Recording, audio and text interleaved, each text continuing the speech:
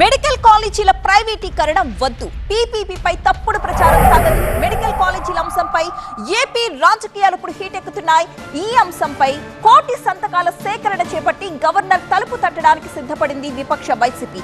అయితే విపక్షం చేస్తున్నదంతా కూడా ఒక రాద్ధాంతం అంటూ కొట్టిపారేస్తోంది అధికార టీడీపీ.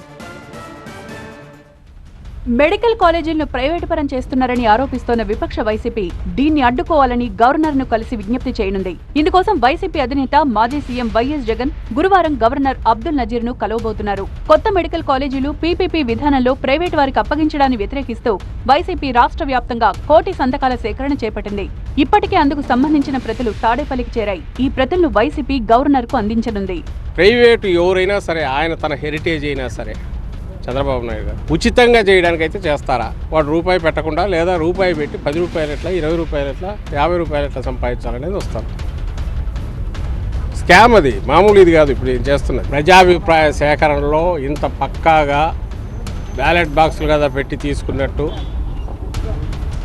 ఓట్లు వేసినట్టే ఇది రాష్ట్ర ప్రజలు తీర్పు ఇచ్చారు.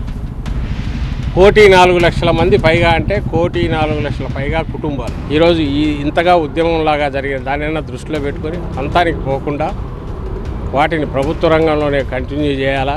ప్రభుత్వ మెడికల్ కాలేజీలను ప్రైవేటు వారికి కట్టబెడుతున్నారని మండిపడ్డారు వైసీపీ నేతలు. మెడికల్ కాలేజీల ప్రైవేటీకరణ నిర్ణయాన్ని వెనక్కి తీసుకోవాలని మాజీ మంత్రి గుడివాడ అమర్నాథ్ డిమాండ్ చేశారు. తక్కువ ధరకు ప్రభుత్వ భూములను అమ్ముతున్నారని, జగన్ పై ద్వేషాన్ని మెడికల్ కాలేజీలపై చూపుతున్నారని ఆ పార్టీ నేతలు ఆరోపించారు.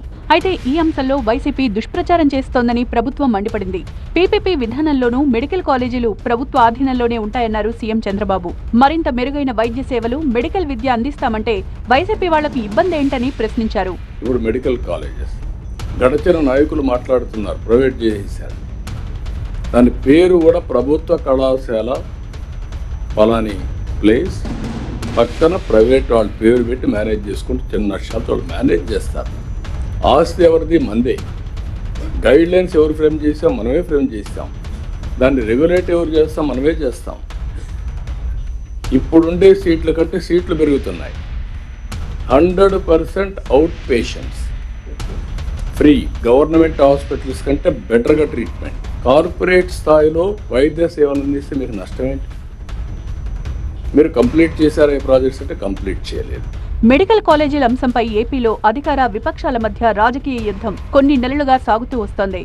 గవర్నర్ను కలిసిన తర్వాత ఈ అంశంపై వైసీపీ ఏ రకమైన పోరుబాటుకు సిద్ధమవుతుంది? దీనిపై అధికార కూటమి కౌంటర్ ఎలా ఉండబోతోందన్న అంశంపై పొలిటికల్ గా చర్చ జరుగుతోంది.